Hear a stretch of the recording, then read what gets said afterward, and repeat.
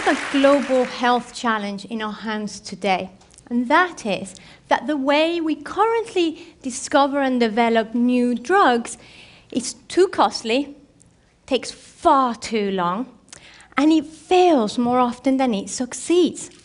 It really just isn't working. And that means that patients that badly need new therapies are not getting them, and diseases are going untreated. We seem to be spending more and more money. So for every $1 billion we spend in R&D, we're getting less drugs approved into the market. More money, less drugs. So what's going on here? Well, there's a multitude of factors at play, but I think one of the key factors is that the tools that we currently have available to test whether a drug is going to work, whether it has efficacy, or whether it's going to be safe before we get it into human clinical trials are failing us. They're not predicting what's going to happen in humans. And we have two main tools available at our disposal. They are cells in dishes and animal testing. Now let's talk about the first one. Cells in dishes. So, cells are happily functioning in our bodies. We take them and rip them out of their native environment, throw them in one of these dishes, and expect them to work. Guess what?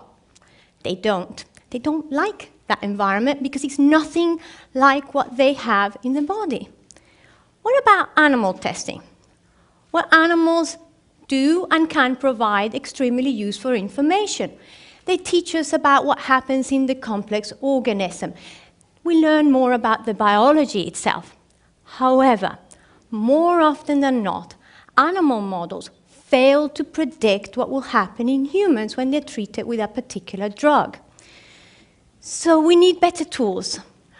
We need human cells, but we need to find a way to keep them happy outside the body. Our bodies are dynamic environments. We're in constant motion. Our cells experience that. They're in dynamic environments in our body. They're under constant mechanical forces. So, if we want to make cells happy outside our bodies, we need to become cell architects. We need to design, build, and engineer a home away from home for the cells. And at the Wyss Institute, we've done just that. We call it an organ on a chip. And I have one right here. It's beautiful, isn't it? But it's pretty incredible. Right here in my hand is a breathing, living human lung on a chip.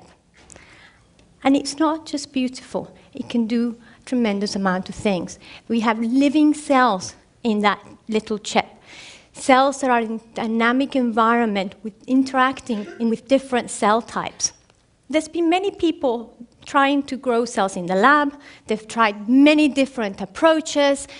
They've even tried to grow little mini organs in the lab. We're not trying to do that here. We're simply trying to recreate, in this tiny chip, the smallest functional unit that represents the biochemistry, the function, and the mechanical strain that the cells experience in our bodies.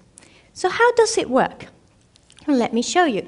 We use techniques from the computer chip manufacturing industry to make these structures at a scale relevant to both the cells and their environment. We have 3 fluidic channels. In the center, we have a porous, flexible membrane on which we can add human cells from, say, our lungs. And then underneath, they had capillary cells, the cells in our blood vessels.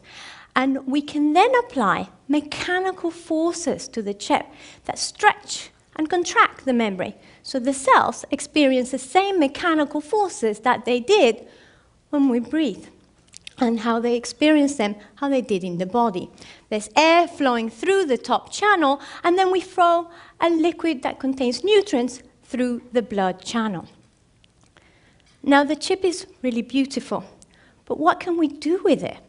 We can get incredible functionality inside these little chips. Let me show you. We could, for example, mimic infection, where we add bacterial cells into the lung. Then we can add human white blood cells. White blood cells are our body's defense against bacterial invaders. And when they sense this inflammation due to infection, they will enter from the blood into the lung and engulf the bacteria. Well, now you're going to see this happening live in an actual human lung on a chip. We've labeled the white blood cells so you can see them flowing through, and when they detect that infection, they begin to stick. They stick, and then they try to go into the lung side from the blood channel.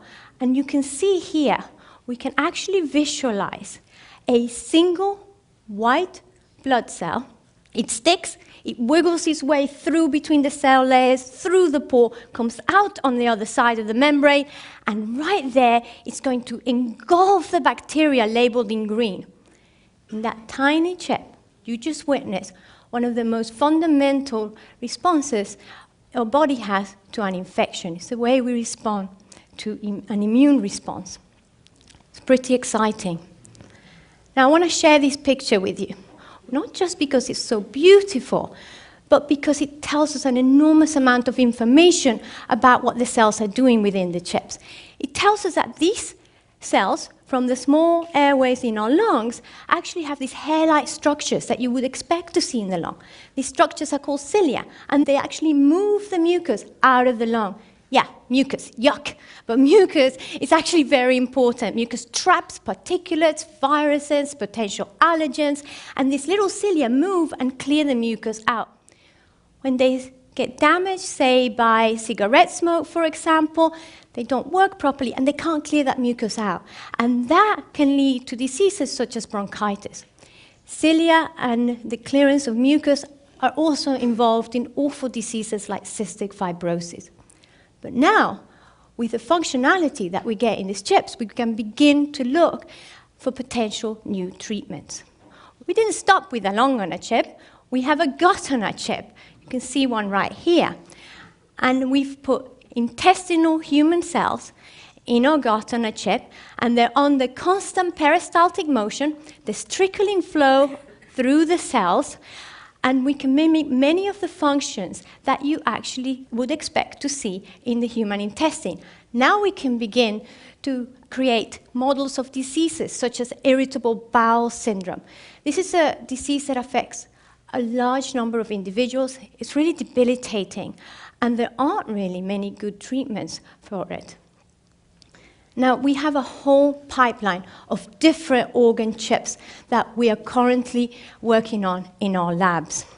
Now, the true power of this technology, however, really comes from the fact that we can fluidically link them. There's fluid flowing across the cells, so we can begin to interconnect multiple different chips together to form what we call a virtual human on a chip. Now we're really getting excited. So now we're not going to ever recreate a whole human in these chips, but what our goal is to be able to recreate sufficient functionality so that we can make better predictions of what's going to happen in humans. For example, now we can begin to explore what happens when we put a drug like an aerosol drug. Those of you like me who have asthma, when you take your inhaler, we can explore how that drug comes into your lungs, how it enters the body, how it might affect, say, your heart. Does it change the beating of your heart? Does it have a toxicity? Does it get cleared by the liver?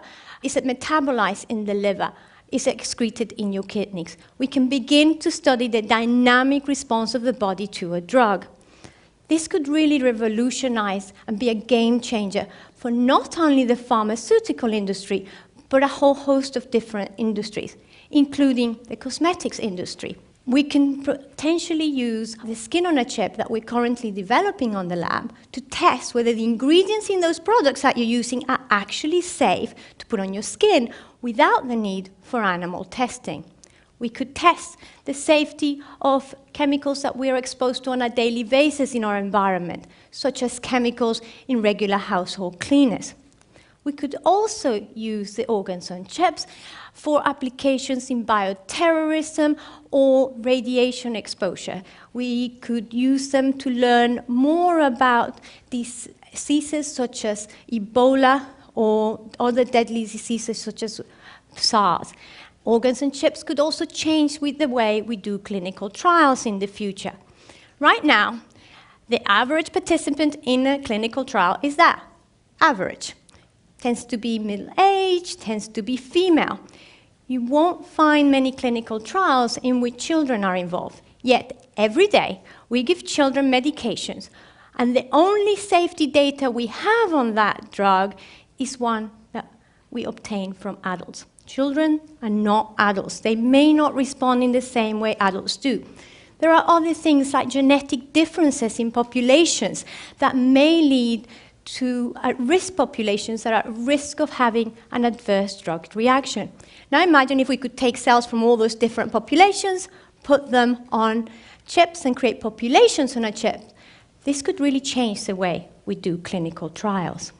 And this is the team and the people that are doing this. We have engineers, we have cell biologists, we have clinicians, all working together. We're really seeing something quite incredible at the Wyss Institute.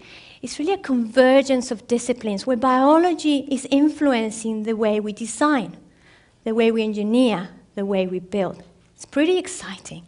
We're establishing important industry collaborations, such as the one we have with a company that has expertise in large-scale digital manufacturing. They're going to help us make, instead of one of these, millions of these chips, so that we can get them into the hands of as many researchers as possible. And this is key to the potential of that technology. Now let me show you our instrument. This is an instrument that our engineers are actually prototyping right now in the lab. And this instrument is going to give us the engineering controls that we're going to require in order to link 10 or more organ chips together. But it does something else that's very important. It creates an easy user interface. So a cell biologist like me can come in, take a chip, put it in a cartridge like the prototype you see there, put the cartridge into the machine just like you would a CD, and away you go. Plug and play, easy. Now, let's imagine a little bit what the future might look like if I could take your stem cells and put them on a chip, or your stem cells and put them on a chip. It would be a personalized chip just for you. Now, all of us in here are individuals, and those individual differences mean that we could react very differently and sometimes in unpredictable ways to drugs. I myself, a couple of years back, had a really bad headache, just couldn't shake it, thought, oh, I'll try something different. I took some Advil. 15 minutes later, I was on my way to the emergency room with a full-blown asthma attack. Now, obviously, it wasn't fatal, but unfortunately, some of these adverse drug reactions can be fatal. So how do we prevent them? Well, we could imagine one day having Geraldine on a chip, having Danielle on a chip, having you on a chip, personalized medicine. Thank you.